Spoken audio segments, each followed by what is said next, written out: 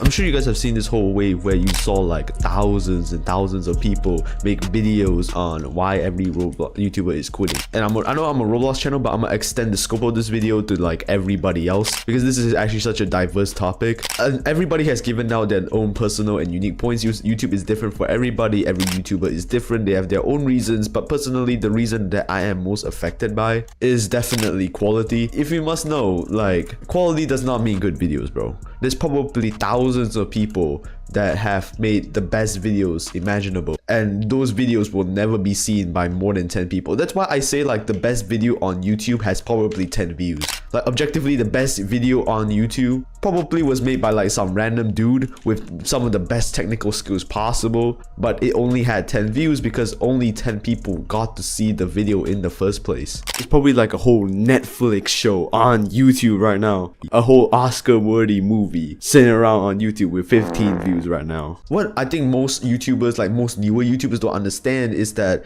a lot of viewers don't watch you just because your content is good. They watch you because of who you are. I made a whole video like a few hours ago. I just woke up. That was like last night. It's a horror game if you don't know, and that video will do much worse compared to a video from Lanky Box or It's Funny. It's gonna do much worse, even though like the same video is gonna be uploaded to there. People don't watch you because your videos are good. People will just watch you because of your authority or because of who you are. And Lanky Box is a much well-known person in the Roblox community than me. If you ask like a random 5-year-old on the street who Prof02 was, he have no clue, and I don't blame him. Every YouTuber that you watch on YouTube definitely has experienced this before. They put hours and hours and hours into scripting, perfecting, getting all the timings right for a video, and boom, that video gets 10 out of 10 in the algorithm. It flops, and they wake up and they just see a Lanky Box video on their feed getting 10 times the views that their video got. It's a whole universal YouTuber feeling, man. Any YouTuber can relate to this, man. I made a whole video talking about 2016 Roblox nostalgia. It was just me reminiscing a lot about the 2016 era of Roblox. It's a very personal video for mine. And you know how many views that video got?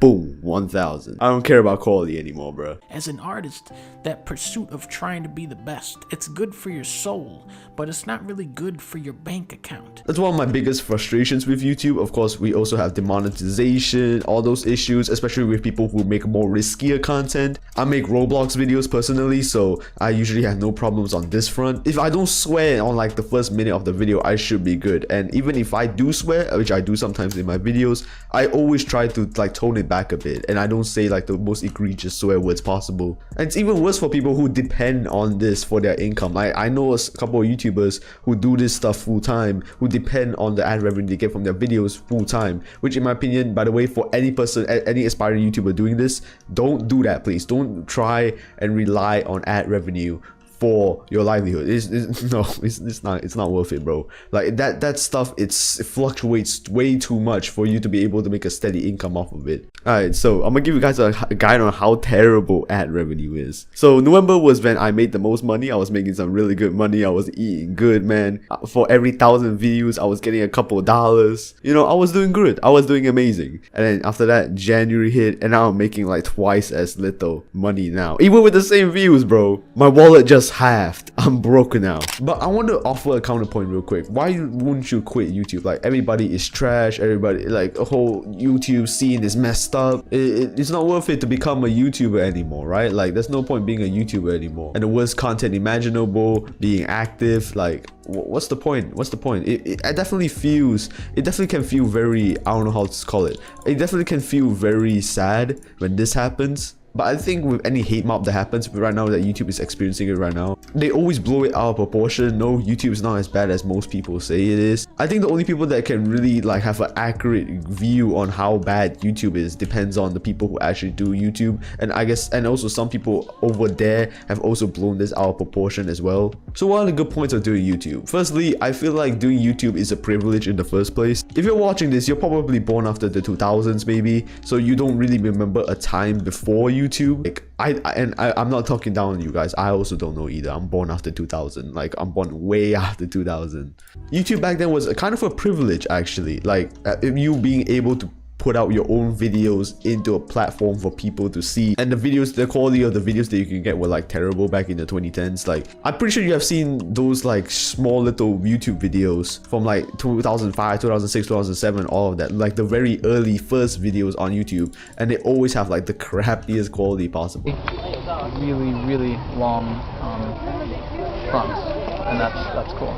So in a way, for you to be born in like the 2010s or early 2020s, I don't know how old you are, for you to even be born in the here and now and to be able to do something as YouTube, like for example, being able to upload videos into the platform, that's like a whole blessing in and of itself. Like anyone, like not even your parents, like people just slightly older than you by like a couple of years didn't have this opportunity as a kid to be able to do this stuff.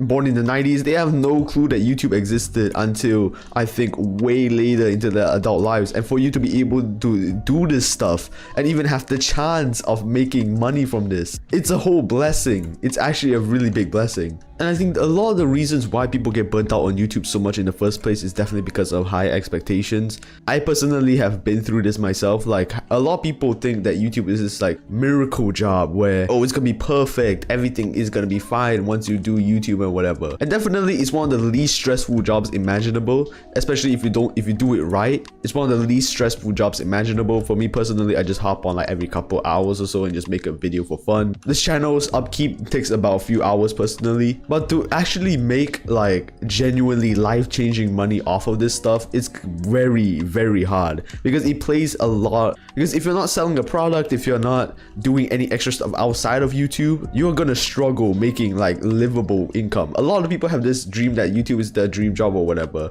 and I can't understand why, but it's so blown out of proportion by the media. No, it's not this job where you have like zero stress whatsoever. You can't just make a bunch of videos onto the platform and get like thousands of dollars, bro. It doesn't work that way. Of course, there are people like that. There are people who just immediately get on the platform and explode, but you have to temper your expectations.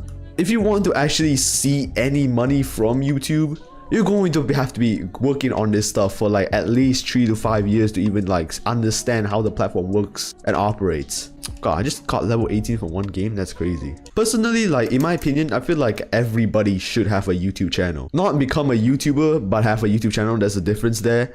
I'm not telling everybody you gotta escape the matrix, you gotta make YouTube videos and stuff. No, that's not what I'm talking about. I feel like YouTube is such a cool platform because it allows you to express your most innermost thoughts into a video format. You don't even have to talk. You don't have to be in like a commentary like me. You can just post whatever you want, like your interest, onto the platform and share it around with people and stuff like that. It's such a blessing that we even have an opportunity to do this in the first place, when there's like thousands of people that don't even have access to YouTube because they're either poor, they don't have internet connection or whatever, or even they're not born in the right time. Like the kids watching this, like the people who are under 13 watching this, you guys are so blessed because you guys are born into this. There's so many people that YouTube like 15 years ago would have probably been like rocket fuel. And also, if you're not really looking at the money, or you're just looking at trying to make good videos, you can't do that. All right, what the hell? I got two of my favorite weapons right now. Let's go. Some of my favorite YouTubers of all time put so much effort into their videos. These videos are definitely like high quality,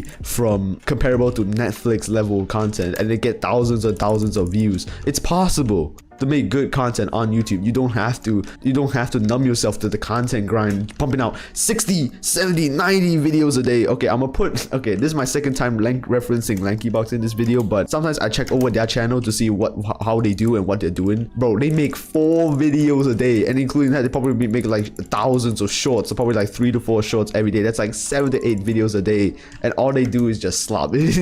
Like, none of these videos are watchable if you're over the age of 10. Like, come on now. I wonder if there's an 8-year-old watching this who actually likes their content. Who knows? And going onto this like content creation journey is such a blessing because I have learned so many skills from this. There's so many good stuff that I would have never learned, like for example, editing, recording, scripting, videos, like even this is Roblox specific, but I've actually learned the Roblox engine just because I needed like a bunch of still animations for my videos. And none of this would be possible without YouTube. Like, I would not have been pushed to make all this good content and learn all these skills, which actually I think may improve yourself in the future if I never gotten into YouTube in the first place. I feel like genuinely my life has just been improved because of YouTube. And a lot of people talk about the big stresses of YouTube. I think Game Theory talked about this before. It's like, it's very pressuring to do do videos like on his scale where he has like multiple channels. They gotta be super hyper edited, high quality, all the videos. He has a team full of like thousands of employees. Now, not thousands, but he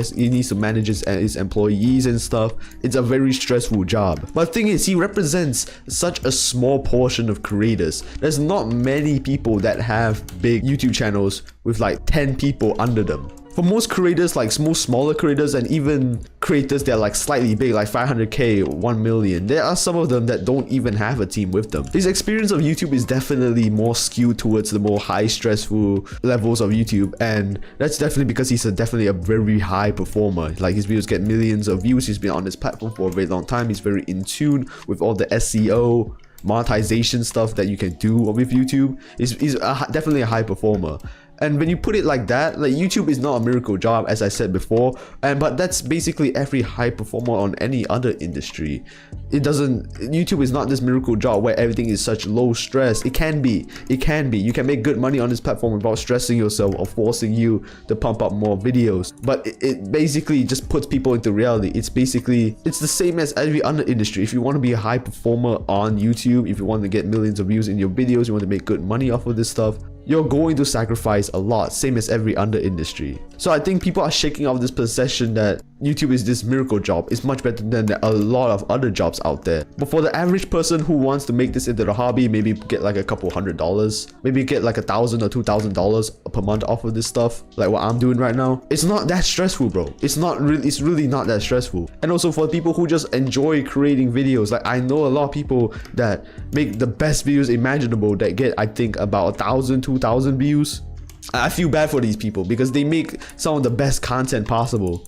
So yeah, my advice for anybody starting out YouTube, don't do it for the money, bro. Don't do it for the money, because the money is very fickle. Do it for the love of creation, man. And if you don't really like care about creating content or whatever, I understand. Some people just really don't care about making content in the first place. Like they have no use for it whatsoever. Just don't make videos, bro. You don't need to make videos. Like not everybody, if you don't like to make videos, you're not forced to make videos. You're not under contract to make them. And you don't want to get to the point where like 10 years into the future, you have sunk in your entire life into this channel and you end up just waking up every day hating to make videos. That's the nightmare position where you hate your own videos, but you have to do them because you have to pay the bills. If you don't have this undying love to make videos, like this natural instinct to make videos, don't make them just because you think that you're gonna get successful. Bro, trust me, you'll end up hating your job. You'll end up hating YouTube. So yeah, don't do it for the love, don't do it for the money.